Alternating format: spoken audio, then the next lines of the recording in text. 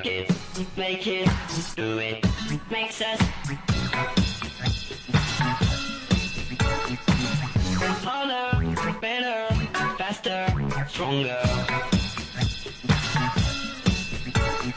More than power, power, never. Ever after work is over. Work it, make it, do it, makes us harder, better, faster, stronger. Work it harder, make it better, do it faster, makes us stronger. More than ever, hour after hour, work is never over. Work it harder, make it better, do it faster, makes us stronger. More than ever, hour after hour, work is never over. Work it harder, make it better, do it faster, makes us stronger. More than ever, hour after hour, work is never over. Work it harder, make it better, do it faster, makes us stronger. More than ever, hour after hour, work is never over. Work it harder, make it better, do it faster, makes us stronger. More than ever, hour after hour, work is never over. Work it harder, make it better, do it faster, makes us stronger. More than ever, hour after hour, work is never over. Work it harder, make it better, do it faster, makes us stronger. More than ever, hour after hour, work is never over.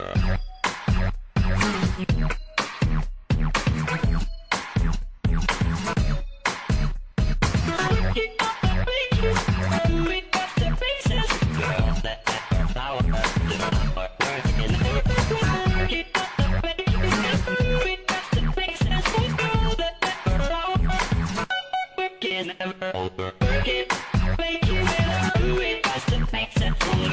That ever power. Work it never over. Work it, make it better, do it faster, makes it stronger. That ever power. Work it never over. Work it faster, makes it stronger. That ever power. Work it never over. Work it harder, do it faster.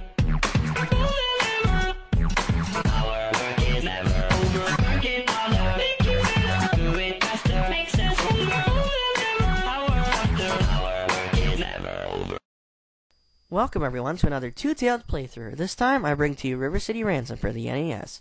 River City Ransom was released back in 1989 by American Technos, the North American subsidiary of Japan Technos, which is the logo you see when you start the game. When this game was released back in 1989, it didn't become popular immediately. It actually took a little while. But due to the game's unique gameplay and sense of humor, it became the cult classic we all know and love today. Now, when you start the game, you get to choose between Alex and Ryan. I'm going to be playing as Ryan for this run because it's his girlfriend that was captured, and I feel he should be the one that rescued her. After that, you choose the message speed and the skill level, which I'm going to go for novice here because I'm not the best player in the world at this, and advanced is a little too tricky for me.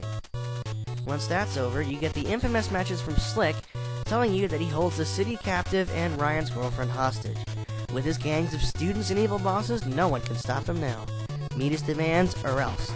P.S. Alex and Ryan, if you interfere, you'll be in for the fight of your lives. Slick. Okay, first of all, what are his demands?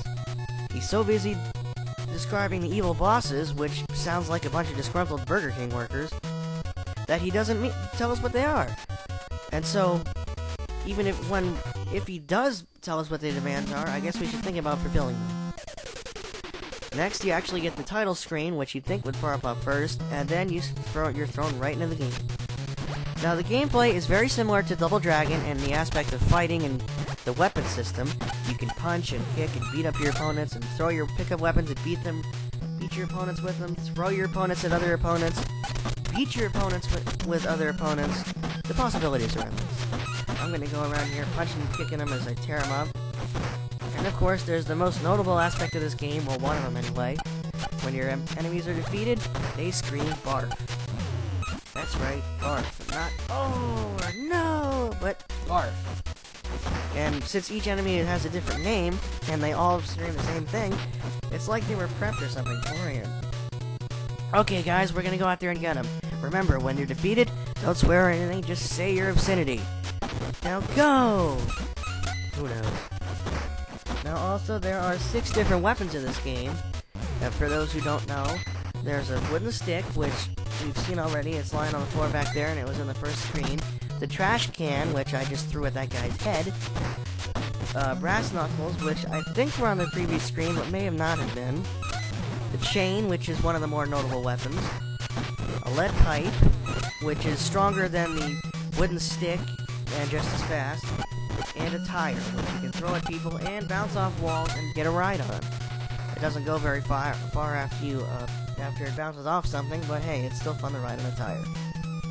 Now here I am at the first shopping area of the game, where you can buy numerous things to help you out along the way. You can buy food to replenish your health and increase your stats, accessories to increase your stats, weapons to increase your attack power and stuff, and skills to increase your abilities. I just bought the Dragon Feet skill, which you don't need to buy by all means. I just buy it because it's a very nice skill and will help out throughout the game. To use it, you go into your inventory here, belongings, select it, and say use. Now the menu here, it's pretty simple. You have belongings, which is your inventory, password, which allows you to continue where you left off, as normal passwords do. Your skill levels and character levelers are kept.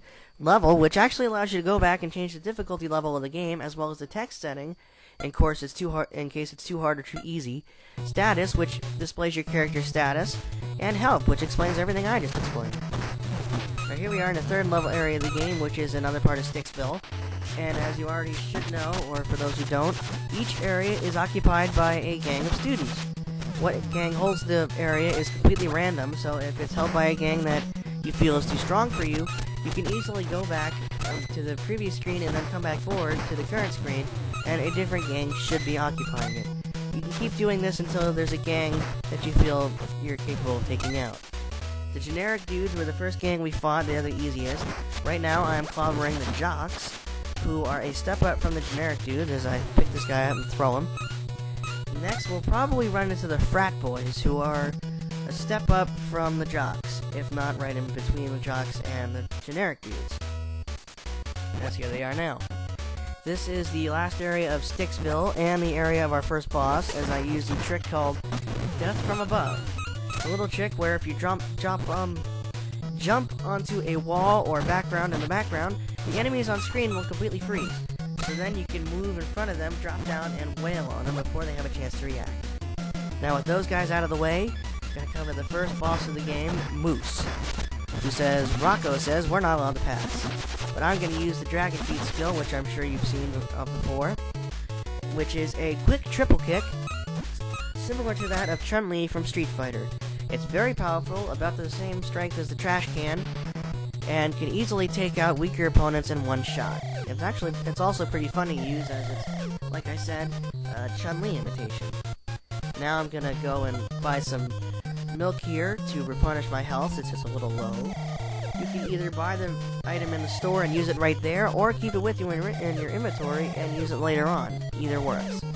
When you do buy something, you get a rather funny animation in a little window there of your character ordering what he wants, and then it's given to him by the girl, waitress, depending on the shop you go to, and then your character eats the whole thing. Carton, plate, whatever, and all. As you see here with the milk, he just takes it and gobbles the whole thing down. I guess he's a goat or something and can eat anything. Who knows? Now with that out of the way, I'm going to continue on my way,